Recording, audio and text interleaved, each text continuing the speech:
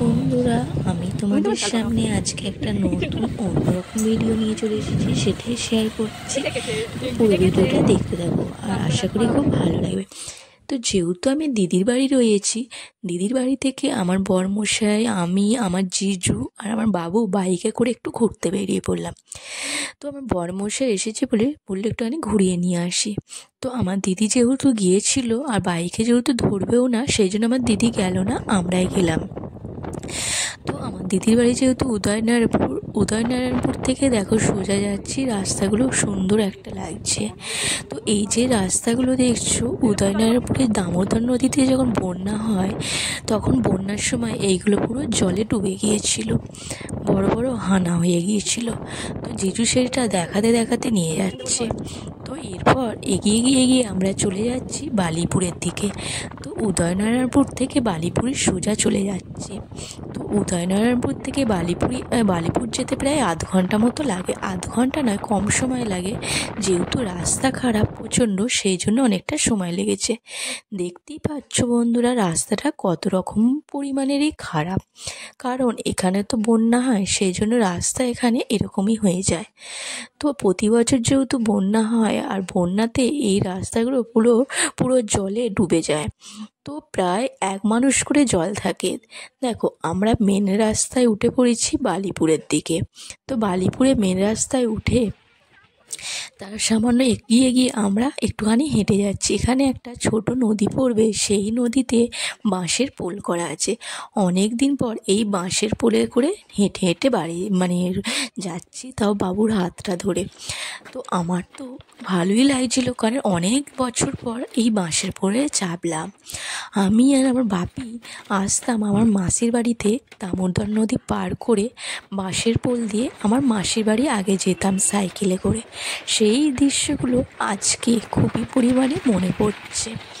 যাই হোক বন্ধুরা, অনেক বছর পর আবার ওই বাঁশের পোল করে আবার এগিয়ে চললাম। তো আমরা কোথায় যাচ্ছি অবশ্যই পুরো ভিডিওটা দেখতে থাকো, আশা করি তোমাদের ভালো লাগবে। তো খুব সুন্দর একটা ভিডিও হতে চলেছে। তো বাবুও খুব মজা পেয়েছে। বাঁশের উপর দিয়ে যখন যাচ্ছিলাম, বাঁশগুলো খুব সুন্দর আওয়াজ হচ্ছিল, সেই জন্য আমার বাবু মজায় লাফাচ্ছে। আর আমার জিজু বাইকে করে একটু আগে এগিয়ে গেছে। ওই যে ওখানে জায়গাটা দেখছো, ওখানে বাঁশের পুল পার হওয়ার জন্য পয়সা নেয়। তো জিজু পয়সাগুলো দিয়ে দিয়েছে সবার। তো দিয়ে জিজু এগিয়ে গেছে, মেন রাস্তায় উঠবে। আবার মেন রাস্তায় উঠে আবার বাইকে করে যাওয়া হবে। আর আমি এদিকে ততক্ষণে চুলটা বেঁধে নিচ্ছি। আর দেখতেই পাচ্ছ একটা সুন্দর দৃশ্য, দুপাশে আলু জমিগুলো সবুজ আর সবুজ, হাঁটতে খুবই ভালো লাগছিল আর মনটা খুব ভরে যাচ্ছিল। যেহেতু আমাদের গ্রামে বাড়ি, আমার গ্রাম খুব ভালো লাগে, এই সব ছোটোবেলা থেকে দেখে অভ্যস্ত হয়ে গেছি। আমার খুব ভালো লাগে, শহর খুব একটা ভালো লাগে না।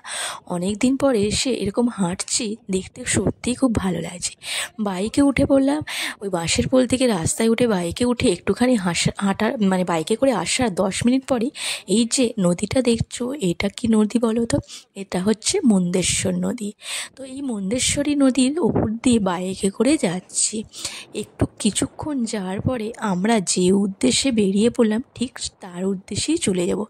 আমরা কিন্তু অন্য উদ্দেশ্যে বেরিয়েছিলাম, তার সাথে 3 জায়গায় ঘুরে ফেললাম।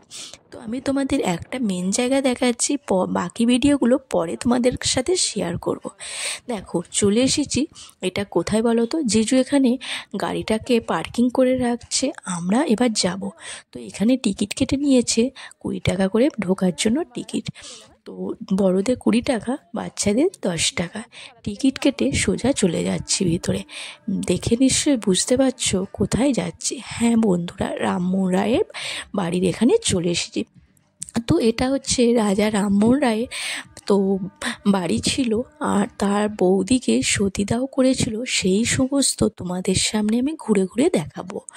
তো আমি পুরো ভিডিওটা রেকর্ড করছি না, আর তোমাদের সামনে আমি সাউন্ডটা দিতে পারছি না, কারণ এসে দেখেছি অনেক অনেক ভিডিও মানে পিকনিক হচ্ছে। তো পিকনিকের জন্য যেহেতু এখানে বক্স চলছে, সেই জন্য গানের জন্য আমি তোমাদের সামনে পুরো আওয়াজটা দিতে পারছি না। ব্যাকগ্রাউন্ডে আমাকে কথা বলতে হচ্ছে, কারণ কপিরাইটের জন্য। দেখতেই পাচ্ছ এখানে অনেকগুলো পিকনিক হচ্ছে। এসে দেখি খান 10 পিকনিক হচ্ছে, মানে খান 10টা পরিবারে পিকনিক হচ্ছে। তো আমি তোমাদের সমস্ত ঘুরে ঘুরে দেখাচ্ছি, তো তোমরা ঘুরতে থাকো। দেখো এত সুন্দর একটা দৃশ্য, চারধারে বাগান আর বাগান, আর মাঝখান দিয়ে ঢালাইয়ের সরু সরু রাস্তা করে দিয়েছে। সবটাই আমি তোমাদের ঘুরে দেখাবো, তোমরা ঘুরে দেখতে থাকো আমার সাথে সাথে, তোমরাও ঘুরতে।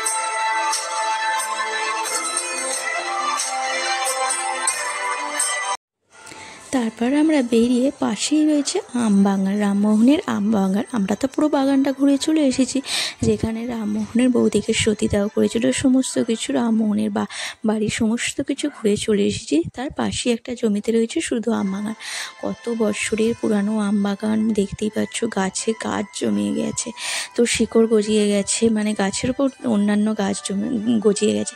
তো তোমাদের ভিডিওটা কেমন লাগলো অবশ্যই বলো, ভালো লাগলে অবশ্যই লাইক, কমেন্ট আর শেয়ার করো।